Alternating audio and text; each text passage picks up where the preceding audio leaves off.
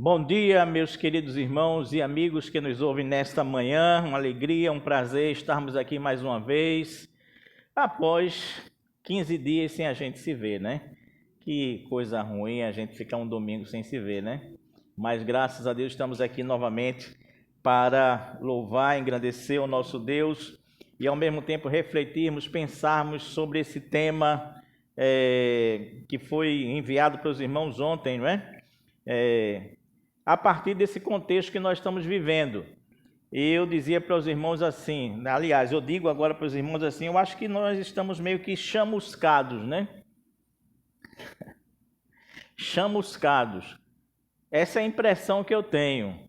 Não sei se os irmãos têm essa mesma impressão. Já ouviram falar da palavra chamuscado? Não é uma palavra muito usada, né, no nosso vocabulário atualmente, mas chamuscado significa queimados, né? Meio que tostados, né?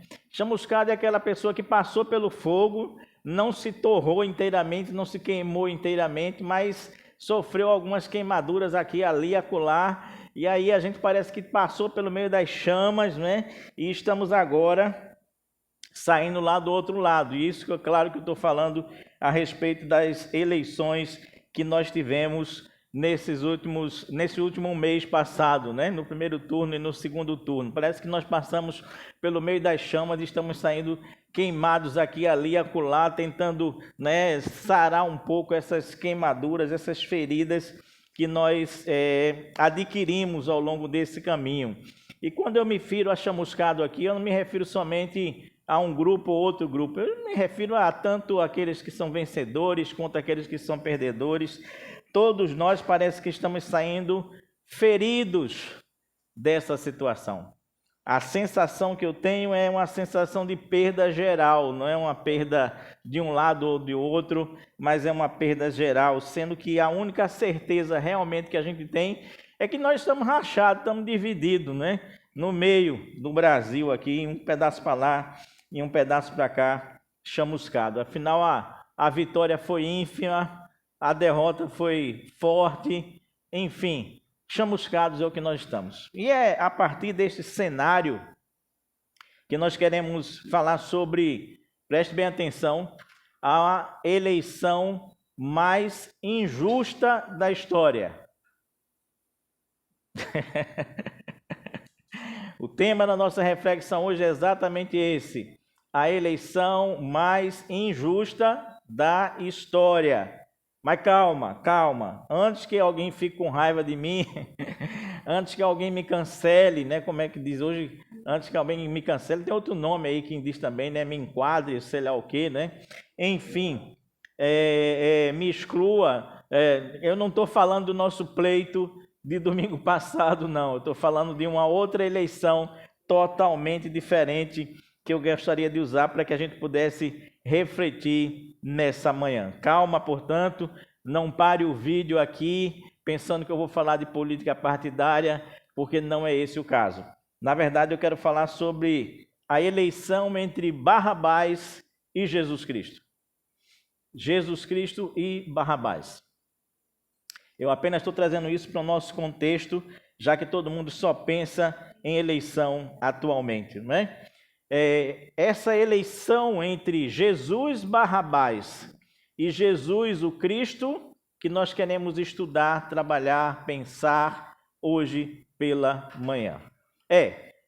Alguns autores dizem que Barrabás também tinha o nome de Jesus. O nome dele completo seria Jesus Barrabás, enquanto que o nosso Jesus é Jesus o Cristo, porque o nome Jesus era um nome muito comum também naquela época. Então eu convido os irmãos a abrirem suas Bíblias em Mateus, capítulo número 27, onde nós vamos ler a partir do versículo 15. Mateus 27, a partir do verso de número 15. É o texto que nos servirá de base para a nossa reflexão hoje pela manhã. Todos conseguiram encontrar, abrir Mateus 27, a partir do verso 15, que nos diz assim, nos conta essa história. Por ocasião da festa e essa festa aqui era a festa da Páscoa, tá? Era costume do governador soltar um prisioneiro escolhido pela multidão. Eles tinham, naquela ocasião, um prisioneiro muito conhecido, chamado Barrabás. Pilatos perguntou à multidão que ali se achava reunida: qual destes vocês querem que eu lhes solte? Barrabás ou Jesus chamado Cristo? Porque sabia que o haviam entregado por inveja. Você sabia que os sacerdotes, não é? Os líderes religiosos daquela época tinham entregue Jesus ali como um criminoso por inveja, somente isso e nada mais.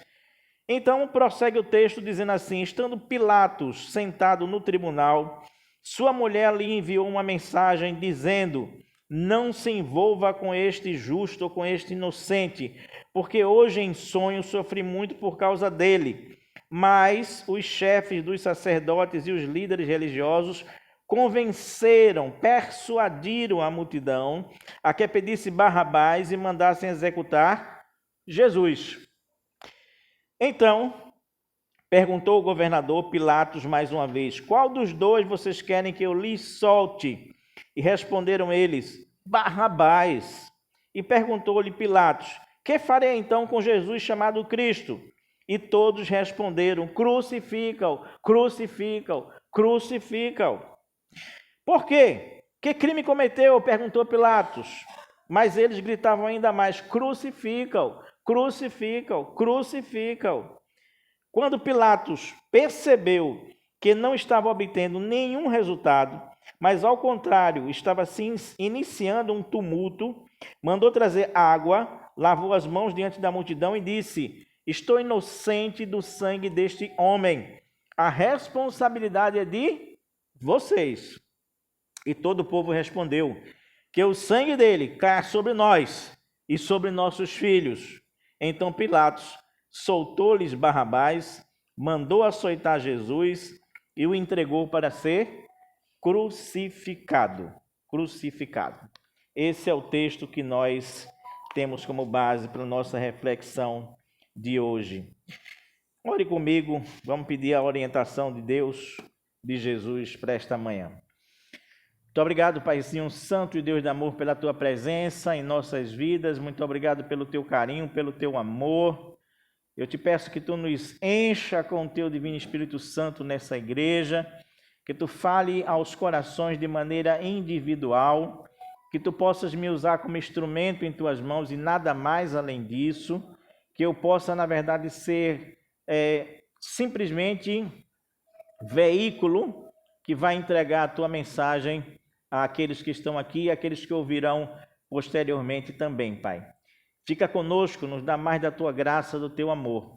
Perdoa os nossos pecados e muito obrigado pela honra de ministrar a tua palavra mais uma vez, em nome de Jesus. Amém. A pergunta básica que nós temos que responder hoje a partir desse tema, e eu coloquei como tema a eleição mais injusta da história, é: por que esta eleição foi a mais injusta da história? Porque esta eleição entre Barrabás e Jesus Cristo foi a mais injusta da história.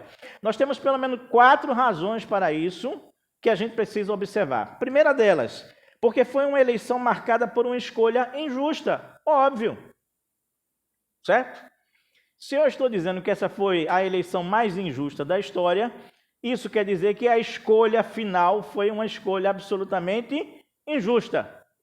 Isso é a raiz, isso é a natureza dessa questão. E a gente entende isso a partir do último versículo que eu li. O último versículo que eu li diz assim: então Pilatos soltou-lhes Barrabás, mandou açoitar Jesus e o entregou para ser crucificado. Ou seja, uma escolha absolutamente injusta. Todos nós que estamos aqui, se tivéssemos lá, nós com certeza acharíamos isso injusto naquele momento, naquele instante. Por quê? Quem era Barrabás e quem era Jesus, para que se escolhesse, na verdade, Barrabás no lugar de Jesus? O texto bíblico aqui começa nos dizendo que Barrabás era um prisioneiro, mas não era um prisioneiro qualquer, ele era um prisioneiro, observou aí, conhecido. Em algumas outras traduções diz famoso, em algumas outras traduções diz notório. O fato é que Barrabás, entre os prisioneiros, era um que tinha destaque, na verdade. Conhecido por quê? Porque tinha sido preso entre um grupo de amotinados, ou seja, pessoas que faziam um motim. Era conhecido porque dentro desse motim ele havia morto uma pessoa. Ele era um assassino, ele tinha tido a coragem de matar alguém, de matar um ser humano. Ele era conhecido também, na verdade, por ser um insurgente político, ou seja, alguém que era culpado de sedição. Se você vai lá no Evangelho de João, você vai encontrar essa palavra, né? Sedição, que não é uma palavra também muito comum no português, mas ela significa alguém que participa de um levante contra autoridades, né? Ou seja, uma revolta armada. Ele era conhecido também, ainda no Evangelho de João, por ser alguém que João chama de salteador, ou seja, um bandido, um ladrão, um malfeitor. Então, de um lado a gente tem Barrabás, conhecido por quê? Porque era um amotinado, conhecido porque era um assassino, conhecido porque era um bandido, conhecido porque era um ladrão, conhecido porque era um malfeitor, e um malfeitor de destaque dentro da sociedade. Mas, porém, todavia, contudo, para usar a expressão que eu usei anteriormente, não é? Ele tinha um nome que era muito interessante: Barrabás. Barrabás. Pelo nome, ele era filho de Aba. O nome Barrabás significa filho de Aba. E os irmãos sabem que Jesus Cristo chamava a Deus de Aba, Pai, que era uma expressão que significava assim, paizinho, paizinho, ou painho, como aqui no Nordeste a gente chama, ok? Ou seja, Barrabás, apesar de ser tudo isso que eu falei para vocês, por nome, ele tinha um nome que era muito abençoado, um nome que sugeria intimidade com Deus. O filho de Aba, o filho do papai. Era esse o nome de Barrabás. Do outro lado, nós temos Jesus Cristo, nessa eleição. E existem muitos motivos para que Jesus Cristo pudesse estar ali, no momento em que se cruza a vida dele com a vida de Barrabás. Aliás, eu já fiz um sermão aqui sobre vidas que se cruzam, né? Por um acaso, de repente, fazem a maior diferença. E nesse caso, Jesus estava ali naquele momento, sendo preso. Havia um costume de soltar alguém e havia Barrabás do outro lado, que foi escolhido por Pilatos para fazer a contrabalança dessa situação. Jesus, portanto, ele era alguém que tinha sido entregue, segundo Pilatos, para estar ali naquele momento por inveja. E a pergunta é, inveja do quê, pastor? Inveja da entrada triunfal dele em Jerusalém, que foi alguma coisa espetacular, maravilhosa. Uma multidão seguindo Jesus, clamando atrás dele, louvando a ele. Inveja dos seus insuperáveis ensinos, que ninguém tinha o que responder quando ele ensinava e que deixava todos absolutamente encantados com aquela situação. Inveja porque Jesus tinha uma forma toda particular de atrair a multidão a si. Ou seja, se fosse nos dias de hoje, a gente sempre dizia assim, Jesus vai falar, é casa cheia. Jesus vai falar, é casa cheia. Pode ter certeza disso. Vai lotar, vai lotar, vai lotar, vai lotar. Então Jesus atraía as pessoas a ele. Inveja dos milagres que Jesus fazia e que não tinham como ser contestados. O cara estava cego, foi curado, agora vê. Não tinha como, na verdade, você dizer isso não existe. Existia ali como um milagre. Não tinha como desmistificar isso, derrubar isso. Não tinha como fazer de forma alguma. Inveja do modo até como o próprio Jesus tratava a Deus, chamando Deus de Aba, Pai, Paizinho, que era a mesma coisa do nome Barrabás, que a gente viu ainda há pouco. Ou seja, pelo perfil de cada um que a gente tem aqui, a gente observa que foi uma escolha absolutamente injusta. De um lado a gente tem uma balança que pesa lá para baixo, De um lado a gente tem uma balança que vai lá para cima, para perto de Deus, e não tem como comparar a vida dessas duas pessoas e dizer assim, foi por pouco que a gente escolheu um ou escolheu o outro, na verdade. Ou seja, até do ponto de vista meramente humano, Jesus Cristo tinha muito mais possibilidades de livrar o povo judeu do domínio romano do que Barrabás com o uso da força. Entende o que eu quero dizer?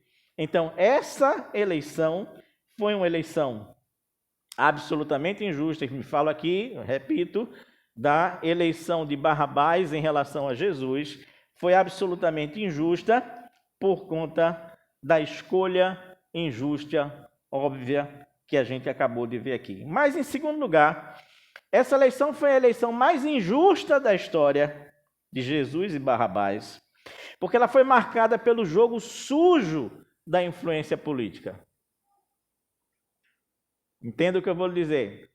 Essa eleição de Jesus e Barrabás também foi a mais injusta da história, por ser, na verdade, marcada pelo jogo sujo da influência política. Versículo 20 diz assim: mas os chefes dos sacerdotes e os líderes religiosos persuadiram a multidão que pedisse Barrabás e mandasse executar quem? Jesus.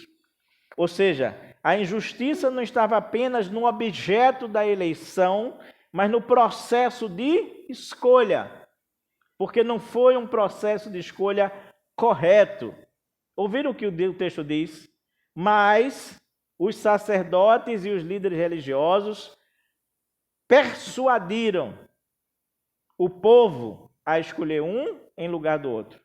Isso quer dizer o quê? Que essa escolha, ela não foi uma escolha feita de livre e espontânea vontade, mas foi uma escolha feita por situações escusas por trás dos bastidores nesse instante. Ou seja, em outras palavras, aquele jogo era um jogo político de cartas marcadas, de um dado viciado, né? Se a gente for usar a linguagem do jogo, a gente pode dizer assim, né? Eram cartas marcadas, eram dados viciados, era uma roleta que só chamava as bolinhas para as casas programadas para cair ali. Ou seja, existia já todo um arcabouço de uma situação preparado pelos sacerdotes e líderes religiosos para que Jesus não fosse absolvido de jeito nenhum, de forma nenhuma. As lideranças persuadiram, enganaram, subornaram o povo, convenceram as pessoas. Possivelmente as pessoas que trabalhavam no templo e no sinédrio, viu, minha gente? Não era necessariamente quem louvou a Jesus quando ele entrou em Jerusalém, não. Mas principalmente aqueles que transitavam e rodavam ali ao redor dos sacerdotes e dos líderes religiosos. Mas não interessa no final das contas.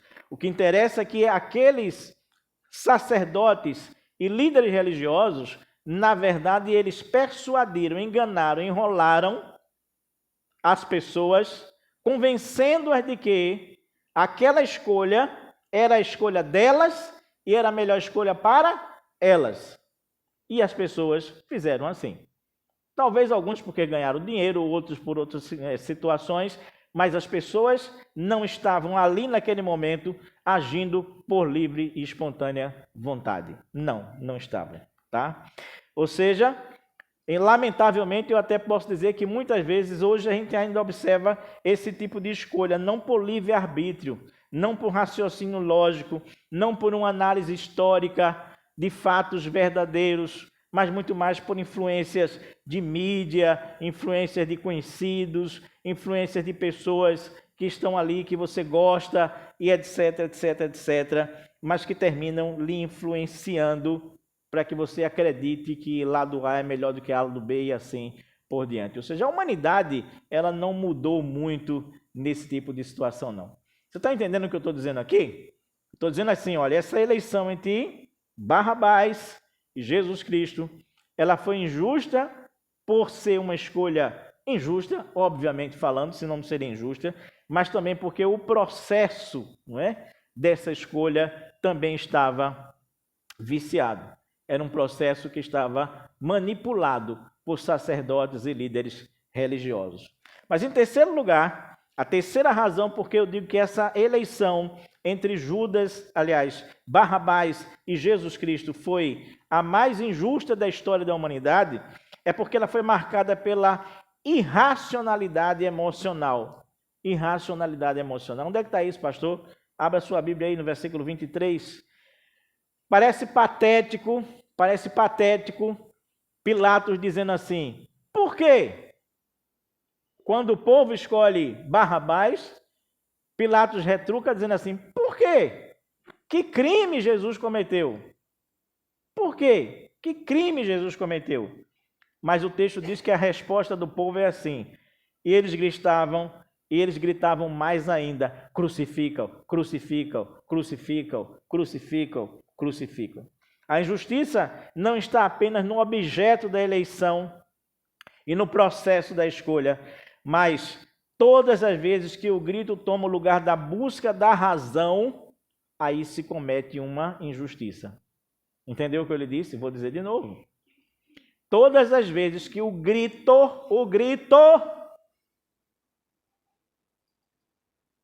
ocupa o lugar da razão, isso é injusto. Aquela multidão, ela estava simplesmente ensandecida, enlouquecida. Ela não queria saber de porquês. Ela queria saber de estabelecer a sua própria vontade, o seu desejo fosse cumprido, que os seus gritos se transformassem em argumentos e nada mais do que isso. Os gritos é que deveriam se transformar em argumentos, ou seja, a capacidade racional dessas pessoas tinha ido embora.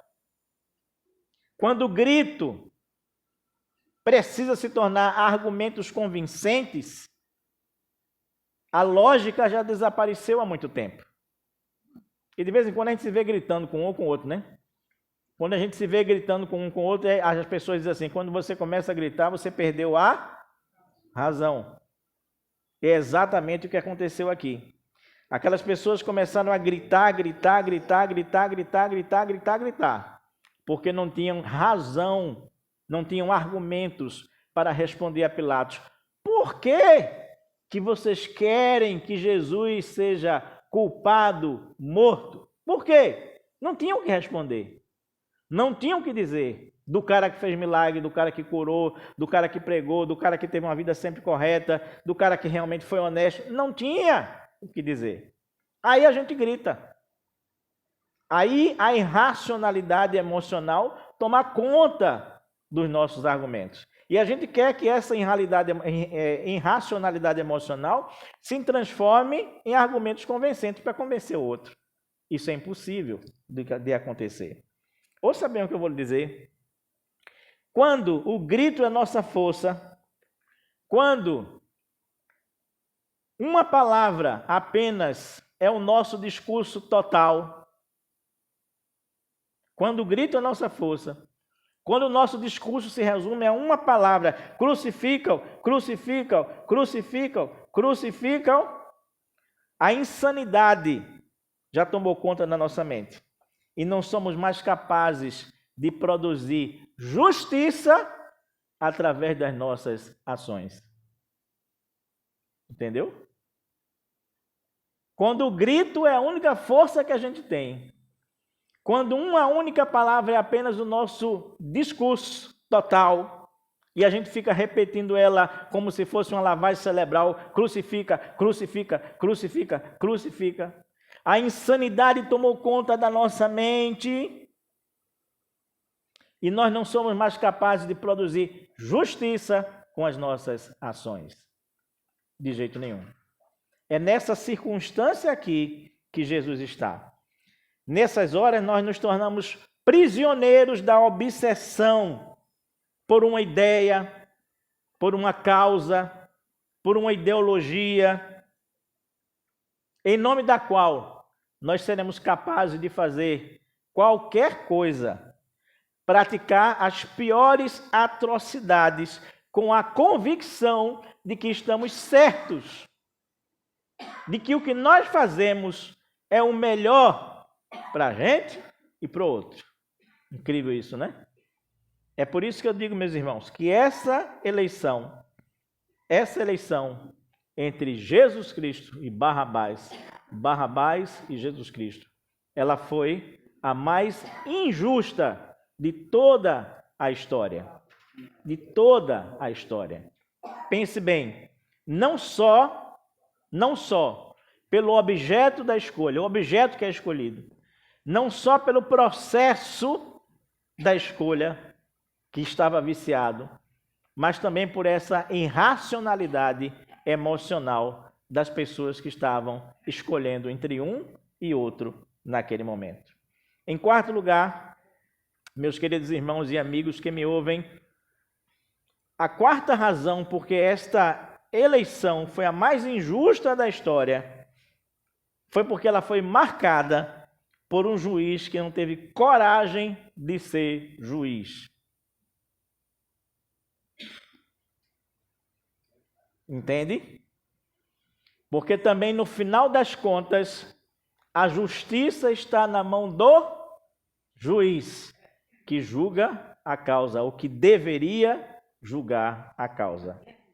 Então essa eleição ela foi injusta, a mais injusta da história, pelo objeto da escolha, pelo objeto da eleição, pelo processo de escolha, pela irracionalidade emocional, mas também porque ela foi marcada por um juiz que não teve coragem de ser juiz.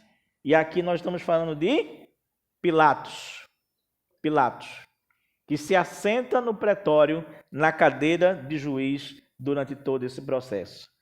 Veja aí o que diz o versículo 24.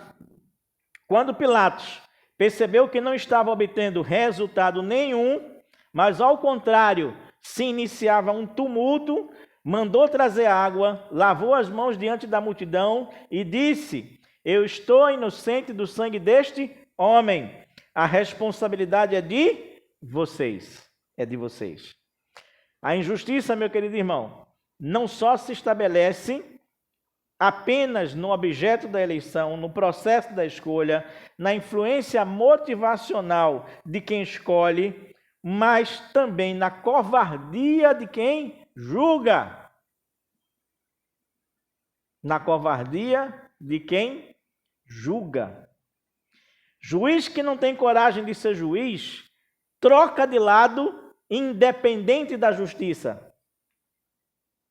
Juiz que não tem coragem de ser juiz, troca de lado independente da justiça. Perceba que em todo o movimento de Pilatos no momento inicial é para tentar fazer justiça. Ele diz, olha, várias vezes ele diz, olha, eu não vejo mal algum nesse, referindo-se a Jesus. Olha, que crime ele cometeu? Olha, por quê? Vocês estão preferindo ele? Diversas vezes no Evangelho ele diz isso.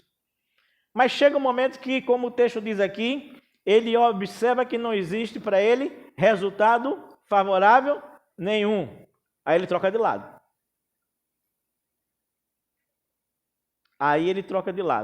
Como se justiça fosse uma coisa que a gente pudesse manipulá-la de um lado para o outro a bem do nosso querer. Entende o que eu estou dizendo para você? Juiz que não tem coragem de ser juiz, cede à pressão popular para se preservar. Juiz que não tem coragem de ser juiz, cede à pressão popular para se preservar. E é exatamente isso que Pilatos faz. Ele troca de lado, independente da justiça, para se autopreservar. Porque ele começou o governo dele ali de uma maneira ruim, não de uma maneira boa. O povo já estava muito aborrecido com ele. E ele não queria desagradar o povo, porque o povo podia fazer revolta, a revolta podia chegar até Roma, em Roma ele seria destituído, e tudo que ele queria era que isso não acontecesse. E é por isso, portanto, que ele cede à pressão popular, aos gritos da irracionalidade, para se autopreservar. Juiz que não tem coragem de ser juiz, pensa mais nos seus interesses do que no justo. O que vale aí é o interesse do próprio Pilatos, e não quem é justo, quem não é justo. Onde está a justiça, onde não está a justiça. Juiz que não tem coragem de ser juiz, arranja desculpas teatrais para se safar dos seus erros. Juiz que não tem coragem de ser juiz de verdade e agir segundo a lei, ele arruma desculpas teatrais para se safar dos seus erros. É nessa hora que Pilatos diz assim: me traga uma panela cheia d'água aí, me traga uma bacia cheia d'água, e ele lava as mãos ali e diz: olha, eu sou inocente do sangue desse homem. É como se dissesse: vocês viram que eu tentei, mas agora é com vocês, não é mais comigo. A responsabilidade é de vocês. Bom, peraí. E o cara que não tem culpa nenhuma? Vai pagar o pato por quê? Se você, na verdade, que está ali para fazer justiça, não está querendo fazer justiça. Está optando pela injustiça junto com os injustos. Entende o que eu estou lhe dizendo? Então, essa situação de trazer a panela d'água para lavar as mãos, ela não justifica nada. Nada. Absolutamente nada. É só um pano de fundo, um teatro para dizer que era justo. O que ele não estava fazendo ali era justamente justiça. Por essas 4 razões, meus queridos irmãos, 4 razões, é que nós dizemos que essa eleição entre Barrabás e Jesus Cristo foi a eleição mais injusta de toda a história. Toda a história. Mas eu quero concluir dizendo assim: naquela eleição, fazendo algumas observações com os irmãos, naquela eleição estava em jogo uma vida. Uma vida estava em jogo ali. Era uma eleição de vida ou morte. De vida ou morte. Alguém viveria, alguém morreria naquele momento ali. Ou alguém morreria no lugar de alguém naquele instante ali, naquele momento ali.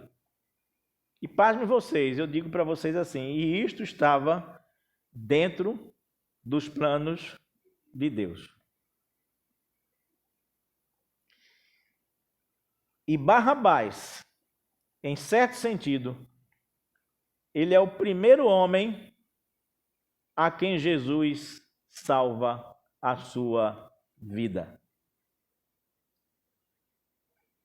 Barrabás, possivelmente, pela morte que ele cometeu, pela insurgência política dele, ele deveria ser condenado possivelmente e morrer, porque ele era um rebelde. Mas o primeiro homem a quem Jesus salva a vida é justamente aquele que o derrota na eleição que eu estou falando aqui para os irmãos. Segunda coisa, naquela eleição, não só estava em jogo uma vida, estava em jogo um estilo de vida, um modo de ser, uma forma de se comportar. Barrabás, ele representava o homem que confia nas suas próprias forças, na sua própria estratégia, nas suas próprias astúcias, que quer mudar o outro à força, de fora para dentro. Barrabás é aquele indivíduo que quer vencer e não se importa como vai ser essa vitória, contanto que ele vença. Barrabás é o camarada que almeja não só vencer, mas destruir, matar o outro, como ele já tinha morto um indivíduo. Você entende? Esse é o estilo de resolução de problemas de Barrabás. Jesus representa o outro estilo de vida, não do homem que confia em si mesmo, não do homem que quer vencer pela força, mas do homem que confia em Deus. Nesses diálogos que Jesus tem com Pilatos aí, nos evangelhos, tem um momento que Jesus diz assim, Pilatos diz para ele, você não me responde? Você não sabe que eu tenho o poder de lhe salvar e o poder de lhe condenar? E Jesus responde: você não teria nenhum poder sobre mim. Nenhum poder sobre mim você teria se do alto não fosse lhe dado. O que Jesus está dizendo é assim: eu não confio no seu poder, eu confio no poder de Deus. Seu poder para mim não significa absolutamente nada. Jesus Cristo é aquele indivíduo que tem consciência de quem ele é. Ele não quer mudar o outro de fora para dentro, ele quer mudar o outro de dentro para fora, porque ele tem consciência de quem ele é. E nesses diálogos também, Evangelho de João, capítulo 18, 37, Jesus diz assim: de fato, diz para Pilatos, de fato, Pilatos, eu nasci por esta razão, e eu vim ao mundo exatamente por isso. Então ele está dizendo: eu sei quem eu sou, eu sei o que eu vim fazer aqui, eu sei qual é a minha missão, eu tenho plena consciência disso. Plena consciência disso. Eu não quero mudar você, forçando você de um jeito, de outro. Não, eu quero salvar o homem até dele mesmo. Até dele mesmo eu quero salvá-lo. Terceira observação que eu quero fazer aqui é que mesmo do ponto de vista humano, ou melhor, do ponto de vista humano, naquele dia ali, Jesus perdeu a eleição. Perdeu. Não perdeu? Perdeu porque no final foi solto Barrabás e porque ele foi entregue para ser crucificado. Jesus sentiu o gosto amargo de uma derrota eleitoral quando uma multidão não optou por ele. Jesus, ele experimentou a dor da rejeição da maioria das pessoas ali.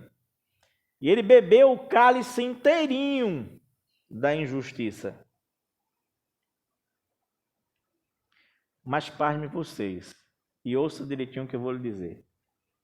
Ele manteve a sua serenidade.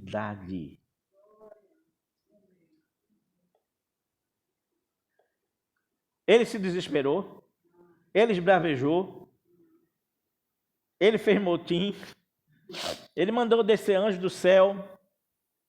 Não. Apesar do gosto amargo da derrota, apesar do cálice da injustiça não ser fácil de ser engolido, e você sabe muito bem disso porque você já se sentiu injustiçado na vida, apesar de tudo isso, Jesus, ele manteve a sua total e absoluta serenidade. Total e absoluta serenidade. Sabe por quê? Como é que ele conseguiu isso? É a pergunta que a gente faz. Imagine você e eu ali vivendo aquele momento ali, como seria tu olhar para o lado e ver um camarada como Barrabás assim, dizer: rapaz, esse povo está escolhendo aquele cara no meu lugar. E o que eu fiz a vida inteira? Não voga? Você está entendendo como era o ápice dessa situação? Ele todo já chicoteado, 39 chicotadas com aqueles ferrinhos que arrancavam o couro quando batia. Ele dizia: eles estão preferindo ele, a minha vida e o que eu fiz por eles e o que eu estou fazendo aqui por eles? Por que que Jesus manteve a sua serenidade? Sabe por quê? Porque ele sabia qual dos dois Jesus já tinha sido eleito. Jesus Barrabás, Jesus Cristo. Ele, Jesus, ele já sabia quem era o Jesus que tinha sido eleito.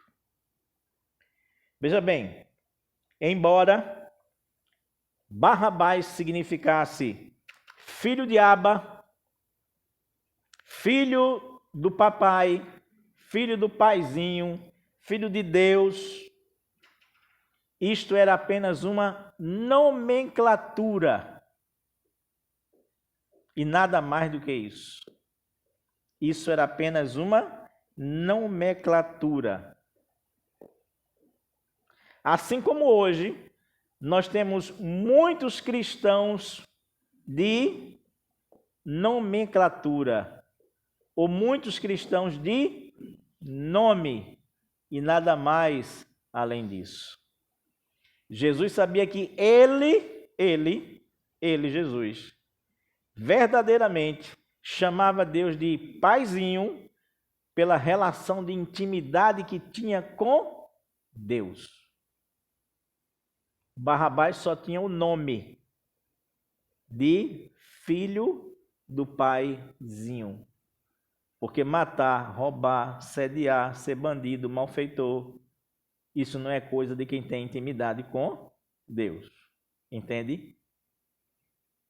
Mas para ficar mais claro ainda, porque Jesus sabia que ele era o Jesus eleito, você abre sua Bíblia comigo em Lucas capítulo 9, versículos 34 e 35, e a gente lê assim.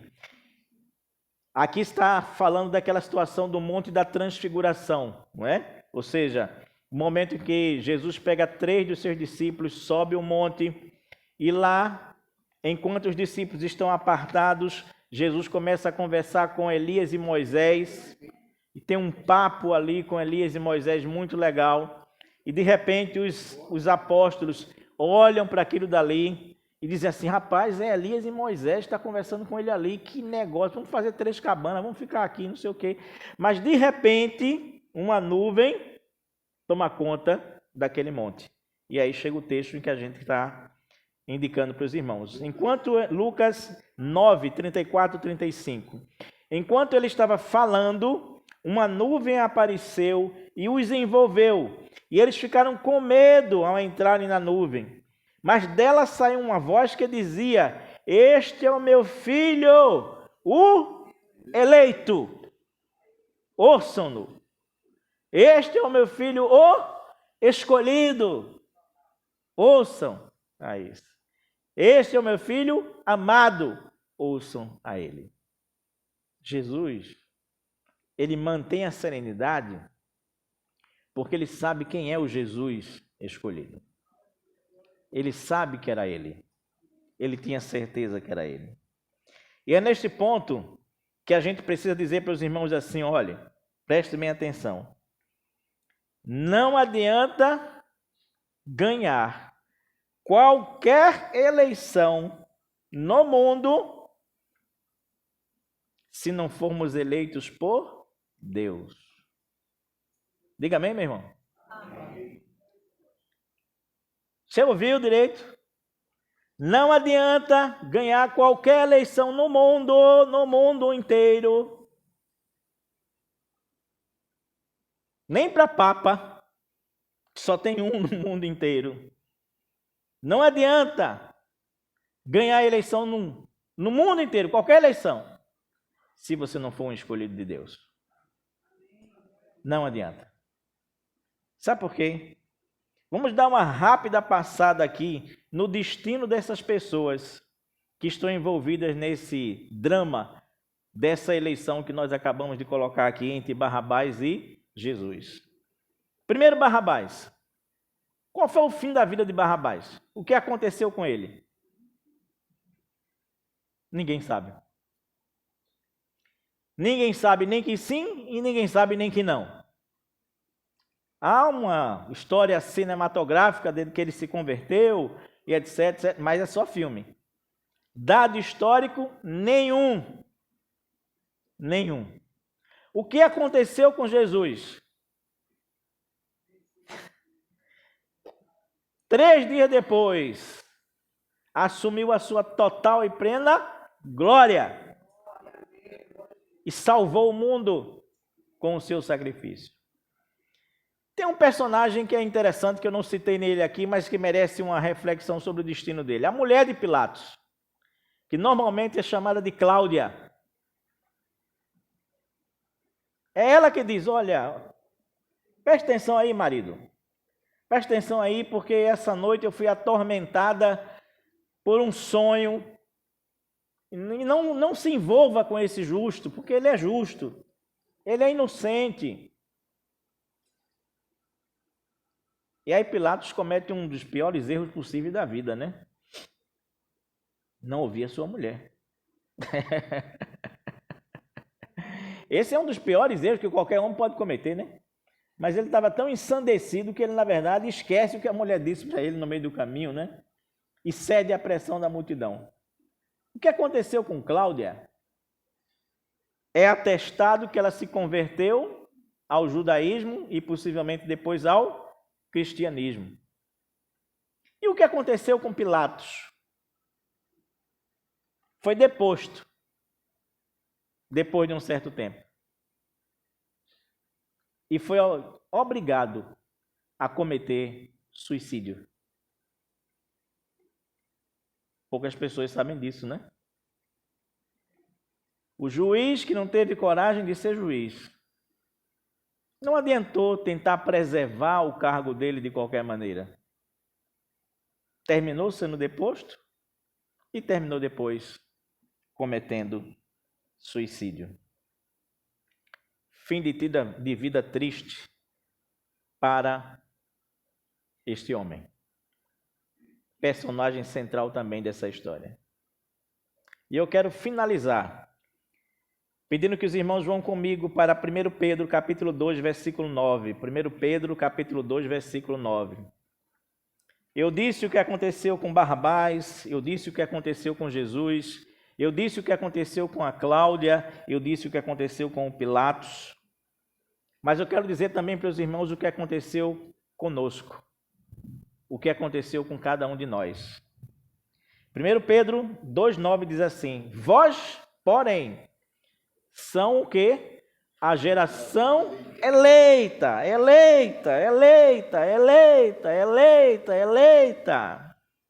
sacerdócio real, povo exclusivo de Deus, para anunciar as grandezas daquele que vos chamou das trevas para a sua maravilhosa luz, em nome de Jesus. Na eleição de Jesus, nós nos tornamos uma geração eleita com Ele, por Ele e para Ele, no nome de Jesus. Por isso, meus irmãos, não adianta ganhar qualquer eleição no mundo se você não for eleito por Deus, em nome de Jesus. Amém.